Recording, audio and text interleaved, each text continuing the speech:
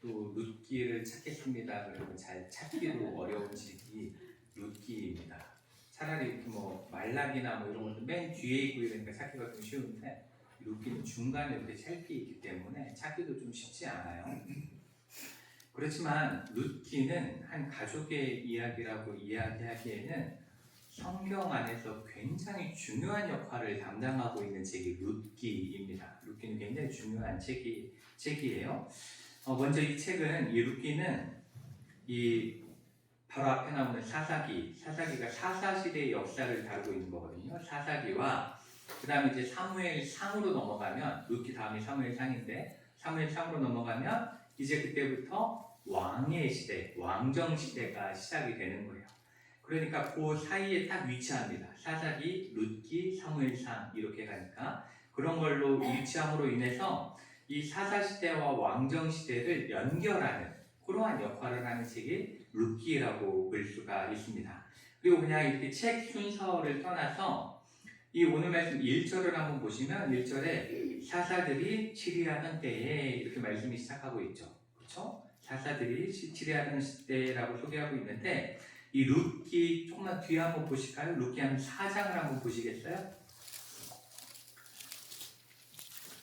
룻기 4장의 마지막 절 4장 22절을 한번 보시면 거기 뭐라고 써있냐면 오벳은 이새를 낳고 이새는 누굴 낳아요? 다윗을 낳았더라. 다윗이 누구예요?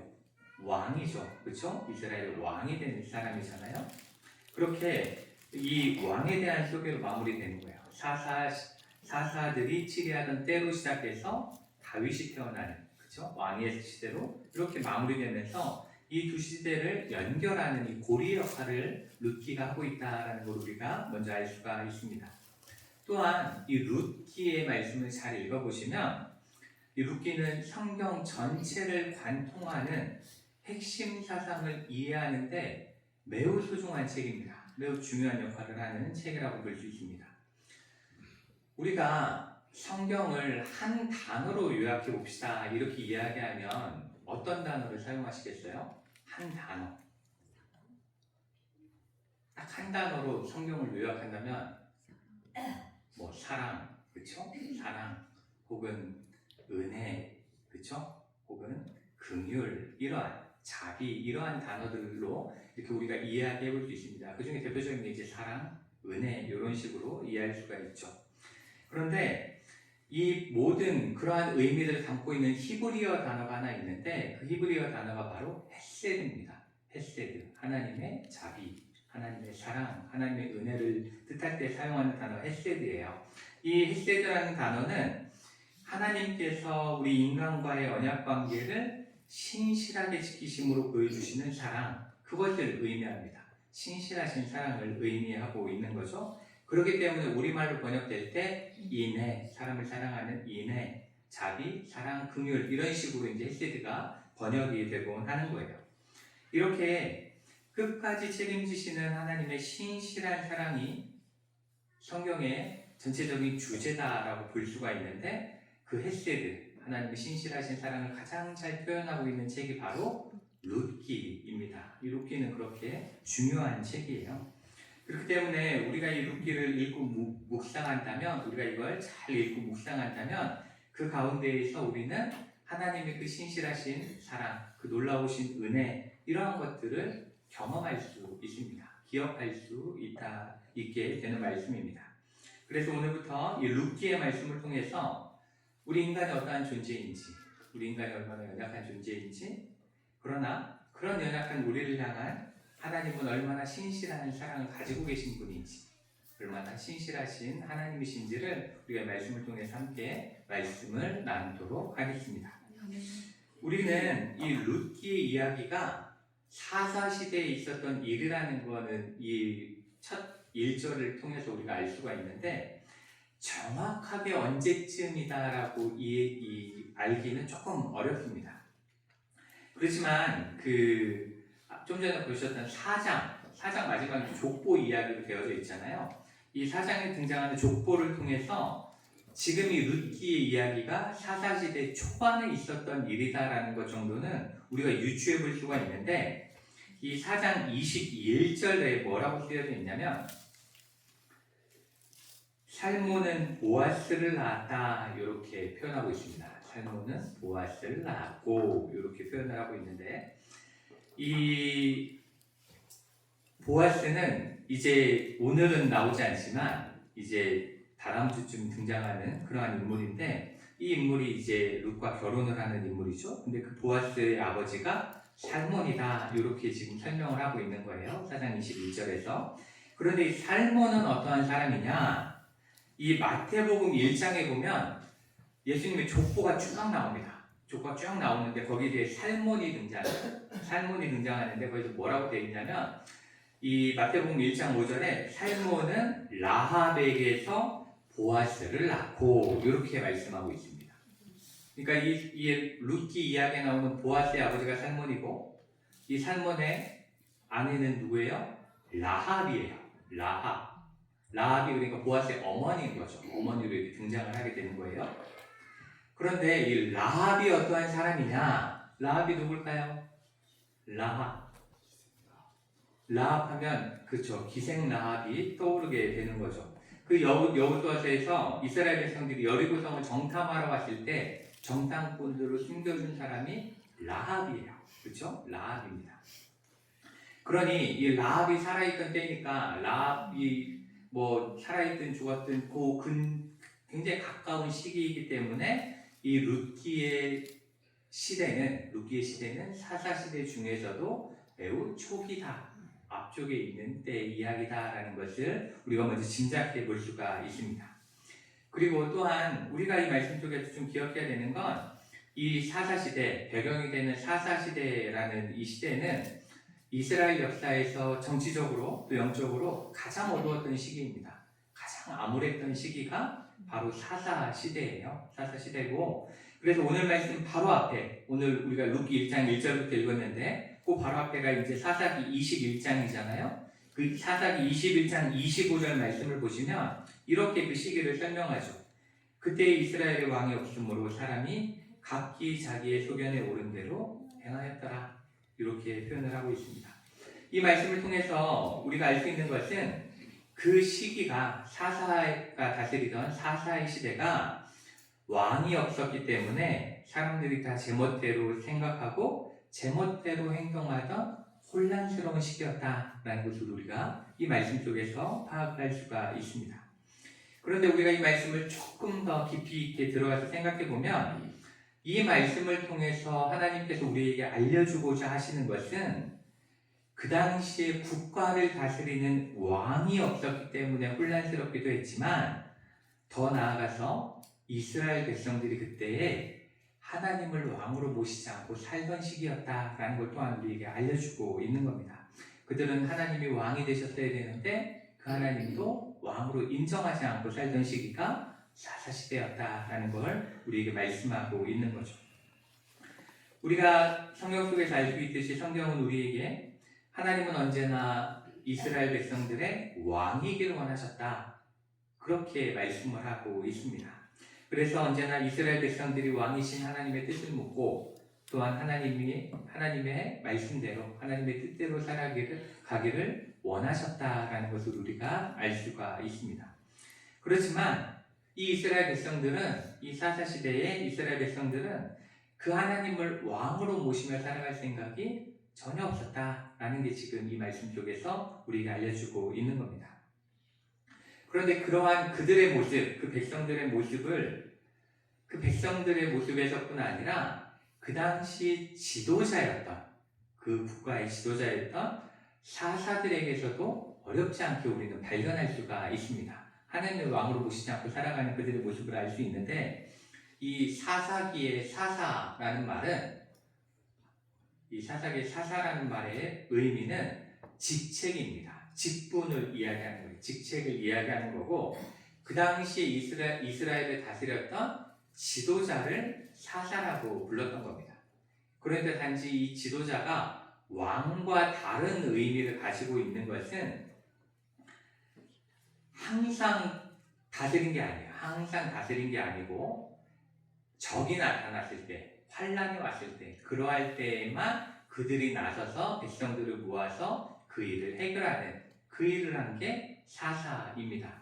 그리고 이 사사는 그 영어로 읽으면 저지예요. 저지라고 읽고 이 사사를 다르게 번역하면 판관이라고 부릅니다. 판관.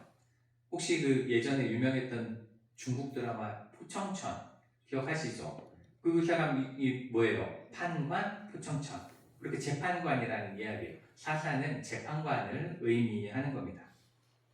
그렇기 때문에 우리는 이제 사사기라고 이렇게 성경을 읽잖아요. 근데 그 천주교에서는 번역이 공동번역 성경을 사용하는데 그 사람들은 사사기를 뭐라고 읽는지 아세요? 판관기라고 있습니다. 판관기. 그게 사사기 똑같은 이야기예요. 똑같은 이야기를 이야기하고 있습니다.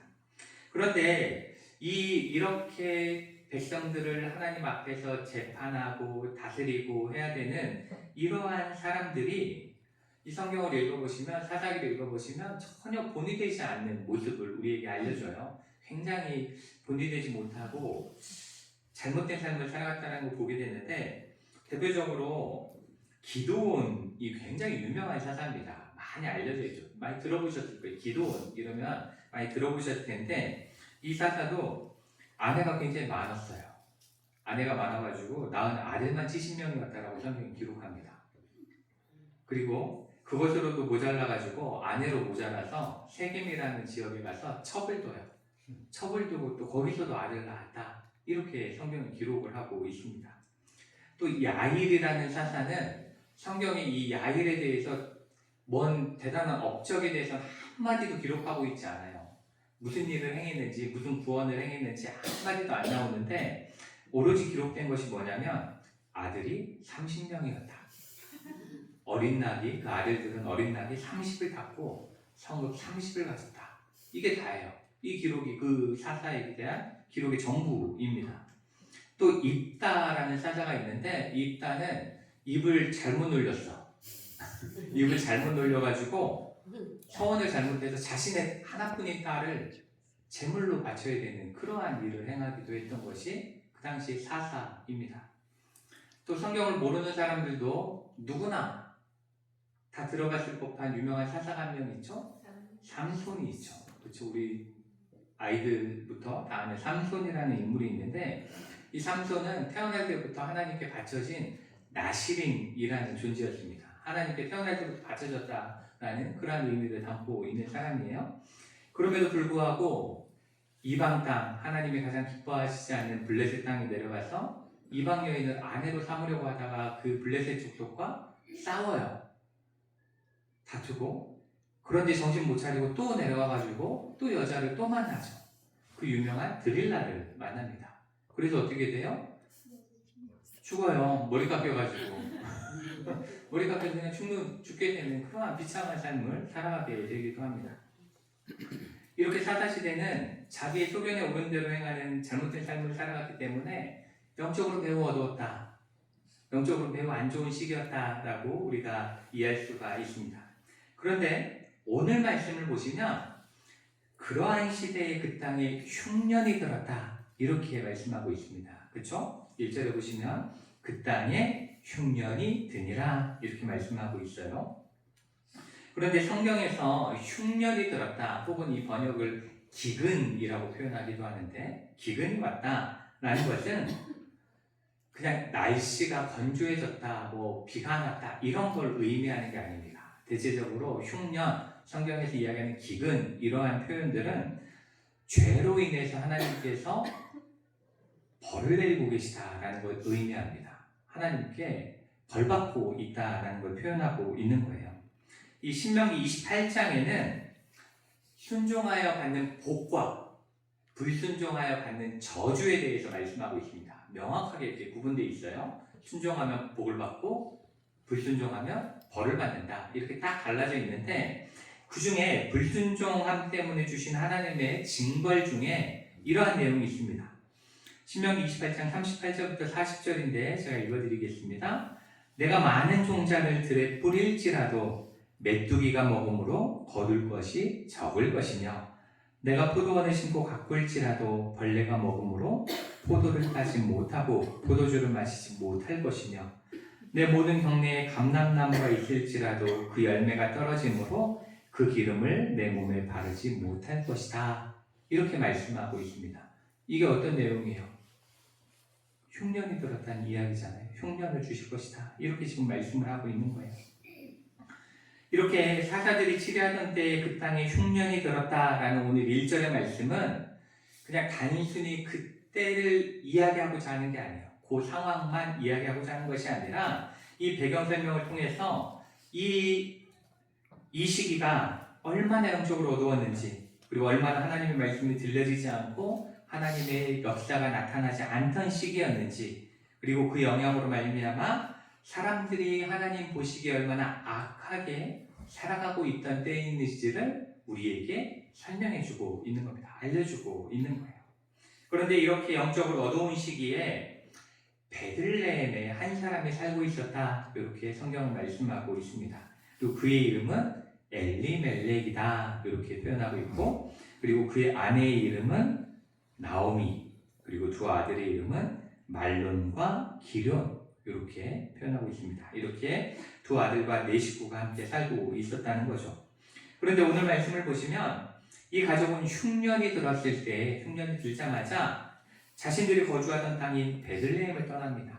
그래서 어디에 거주했다라고 되어져 있냐면 모압에, 그쵸? 모압 지방에 가서 거류하였다. 이렇게 말씀하고 있죠.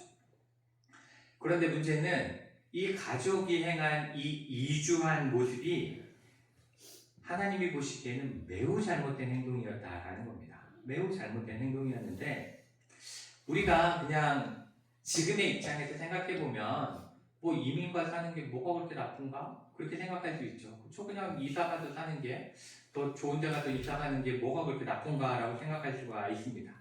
우리도 경제적인 이유 때문에 다른 지역으로 이사를 가기도 하고, 또 다른 나라로 이민을 가기도 하죠. 그렇죠? 그래서 우리나라 그 사람들도 일제강점기 때는 하와이로 많이 이주했습니다. 그렇죠? 하와이 사탕수수밭 그 농장으로 많이 이주하기도 했고, 6.25 이후에는 살기 힘들어서 돈 벌려고 어디를 많이 가셨어요? 독일 가셨죠. 그렇죠? 파독이라고 해가지고 광부나 간호사로 가기도 했고, 산업화 시기에는 중동으로도 많이 갔죠. 그렇죠? 그렇게 많이 이주를 했어요. 그렇기 때문에 그냥 우리가 상식하에 생각을 해보면 이 가족이 좀 더 나아 보이는 모압으로 이주한 것은 전혀 이상할 것이 없다. 그냥 뭐 살고 싶어서 간 것이다 라고 생각할 수 있지만, 하나님을 믿는 신앙적인 관점에서 보면 이들의 선택은 매우 잘못됐다라는 겁니다. 이 그들의 모습이 잘못됐다라고 말씀드리는 첫 번째 이유는 그들이 흉년이 들었을 때에 대한 그 태도입니다. 태도의 문제가 잘못된 거죠. 그들은 흉년이 들면 가장 먼저 누굴 찾아야 했냐면 하나님을 찾아야 했어요. 그렇죠? 하나님을 먼저 찾을 수 있어야 합니다. 왜냐하면 제가 앞에서 말씀드린 것처럼 흉년은 하나님의 말씀대로 살지 못하는 이스라엘 백성들을 향한 하나님의 징벌이었기 때문에 그렇습니다. 이스라엘 백성들은 신명기 말씀을 모두 외울 정도로 잘 기억하고 있었어요. 그러니까 자신들에게 흉년이 오면 가장 먼저 이것이 누구로부터 왔다라는 걸 알아요? 하나님으로부터 왔다라는 걸 알고 있어요. 그러니 흉년이 들면 그들이 가장 먼저 해야 할 일은 자신들이 하나님 앞에서 무엇을 잘못했는지를 돌아보고 회개하며 하나님께 나아가는 것, 그것이 그들에게 필요했던 행동이었습니다. 특히나 이 그들이 살고 있던 땅이 어디라고 표현되어 있냐면 베들레헴이라고 표현되어 있잖아요. 그렇죠? 베들레헴에 살고 있었다 이렇게 이야기하고 있는데, 이 베들레헴이라는 땅의 지명의 뜻은 떡집이라는 뜻입니다. 떡집이라는 뜻이에요. 그 말은 그 베들레헴 지역은 원래 굉장히 풍요로운 땅인 거예요. 많이 나서 떡해 먹을 수 있을 정도로 괜찮은 땅이었다라는 걸 알려주고 있는 겁니다. 그런데 그러한 좋은 땅에 갑자기 흉년이 들었다라는 것은 그 지역을 사는 사람들에게 있어서는 하나님 우리에게 경고하시는구나 라는 걸 더 빨리 알 수 있는 그러한 지역이었다라는 거죠. 그런데 오늘 말씀에서 이 가족은 흉년에 하나님을 찾거나 하나님의 도움을 구하며 기도했다라는 내용이 전혀 적혀 있지 않습니다. 전혀 기록하고 있지 않아요. 그들 안에서 하나님을 향한 열망이나 하나님을 향한 그 믿음을 찾아볼 수가 없습니다. 그리고 또한 그들이 잘못한 두 번째 이유는 그들이 자신들에게 분배된 땅을 너무 쉽게 포기했다라는 겁니다. 자신들에게 주어진 땅을 포기하고 이주했다라는 것인데, 이 여호수아서에 보면은 여호수아 13장부터 19장까지 한 6장 정도가 어떠한 내용을 담고 있냐면, 이스라엘 각 지파를 위해 땅을 분배하는 내용들이 나옵니다. 땅을 어디는 누가 살고 어디는 누가 살고 이게 다 분배를 해줘요. 분배를 자기가 막 차지하는 게 아니라 분배해주는 그러한 내용들을 담고 있는데, 그러한 내용을 담고 있는 것은 자신들이 살고 있는 땅이 자신들의 힘으로 얻게 된 것이 아니라 누가 주신 거다라는 거예요? 하나님이 주신 거다라는 것을 말씀하고자 하는 거예요. 그러니까 지금 이 엘리멜렉 가족이 살고 있는 베들레헴 땅에 자신들의 땅, 자신들이 거주하는 지역, 자신들의 집, 그것은 누구로부터 온 것이냐면 하나님으로부터 온 거다라는 거예요. 하나님이 주신 땅이다라는 거죠. 그래서 하나님께서는 그 땅에서, 하나님이 주신 그 땅에서 하나님을 왕으로 모시며 하나님과 함께 살아가길 원하셨던 거예요. 그걸 원하셨는데, 그런데 엘리멜렉과 그 가족은 그러한 하나님의 뜻보다는, 하나님의 계획보다는 뭐가 앞세워져 있는 거예요? 자신들의 생각이 앞서 있는 거예요. 자신들의 생각을 앞세워 일하고 있는 것이고, 그래서 그 귀한 땅, 하나님 주신 그 귀한 땅을 쉽게 포기하는 겁니다. 심지어 우리가 이 말씀을 잘 읽어보시면 그들이 흉년을 겪고 있긴 했지만 그들이 극복하지 못할 정도로 힘든 상태는 아니었어요. 떠날 때 그 정도는 아니었어요. 우리가 그걸 어디서 알 수 있냐면, 자, 우리 성경을 한번 보시도록 할게요. 룻기 1장 21절을 한번 보시겠습니다.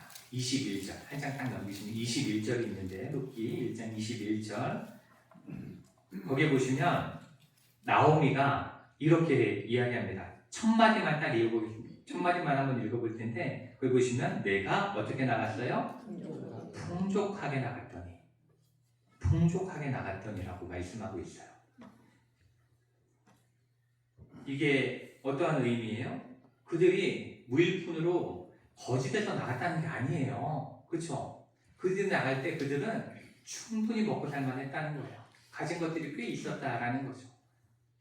그런데 그들은 그걸 가지고 흉년이 그치기를 바라며 기도하며 그 땅에서 분명히 버틸 수도 있는 상황이었는데, 그런데 하나님을 향한 바른 믿음을 갖지 못하고 하나님을 향해 바르게 서지 못했기 때문에 그들은 이 작은 흉년이라는 시련도 이기지 못하고 눈을 다른 곳을 향해 돌리고 더 나은 곳이 있어 보이는 곳으로 이주하게 됐다라는 걸 말씀하고 있는 겁니다.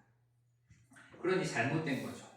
그리고 이제 세 번째 이유는 그들이 이주한 곳, 그들이 막 머리 써서 이주한 곳이 바로 모압 땅이라는 겁니다. 모압 땅이라는 건데, 이 모압 땅에 대해서 알기 위해서는 룻이 아니라 누구를 알아봐야 되냐면 롯을 알아봐야 됩니다.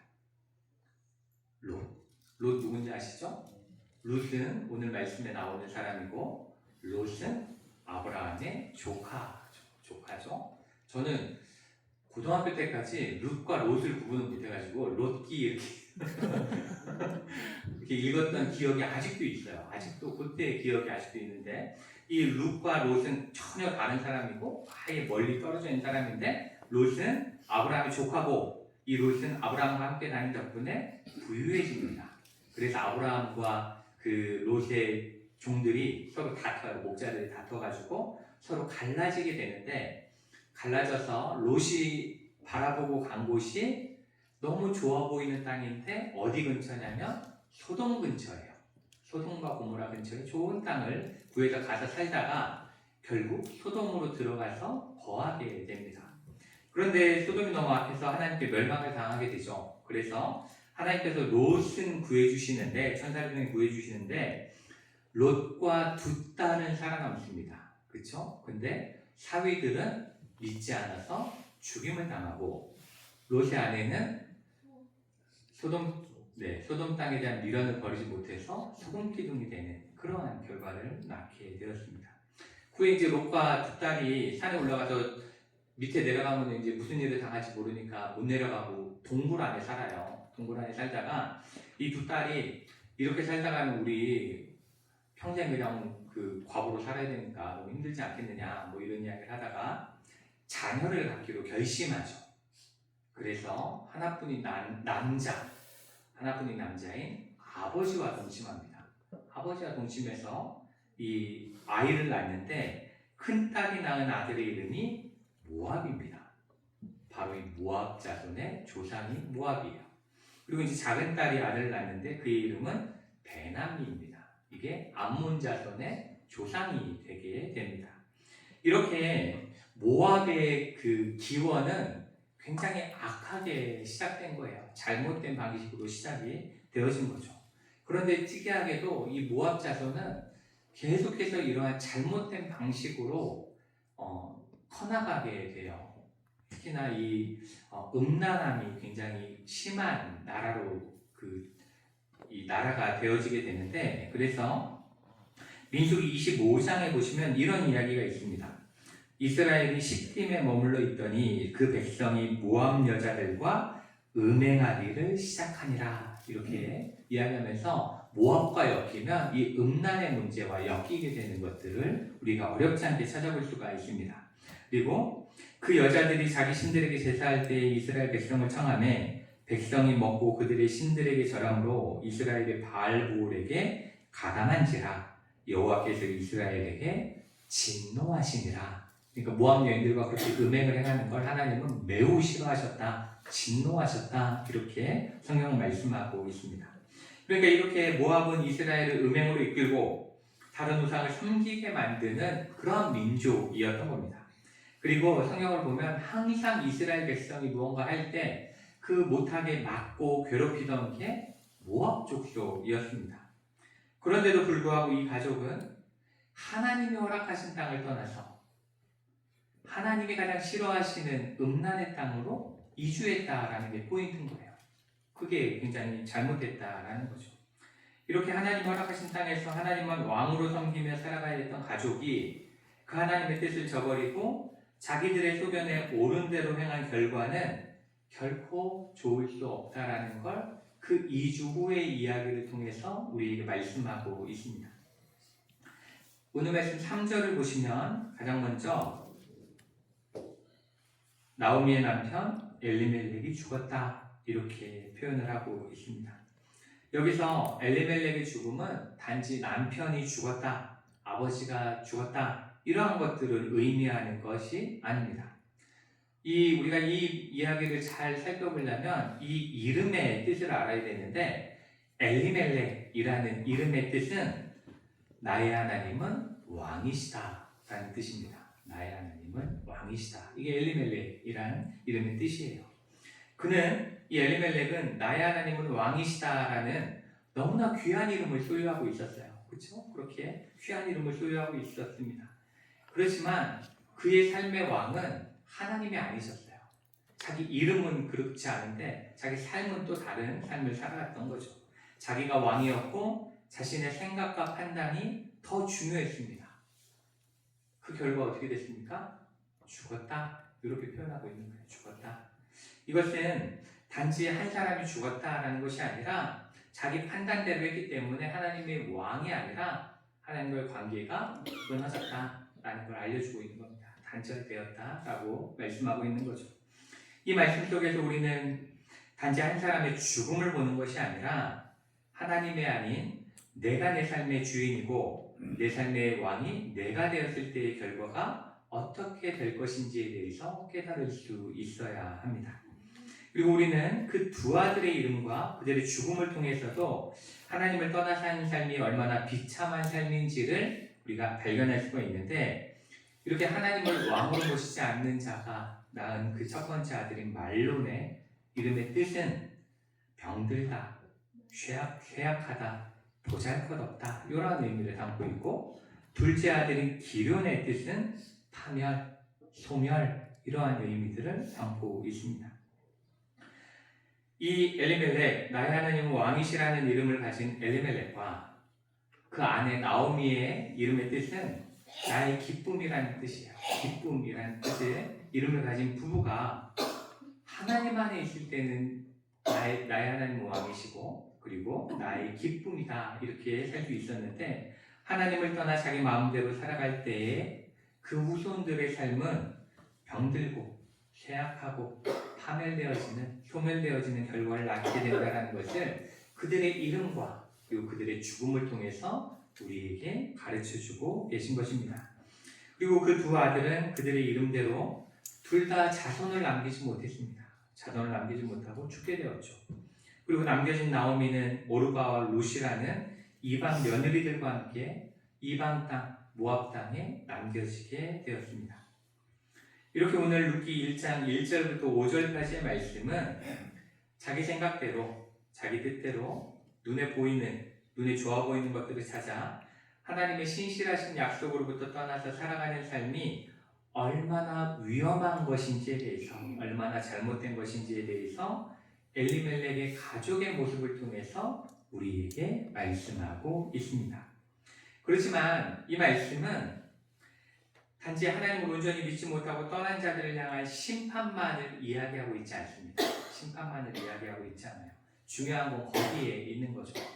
오늘 말씀 바로 뒤에 있는 6절 말씀을 보시면 이 중반부까지 뭐라고 쓰여져 있냐면 그 여인이 모압 지방에서 여호와께서 자기 백성을 돌보시사 그들에게 양식을 주셨다함을 들었다 이렇게 말씀을 하고 있습니다.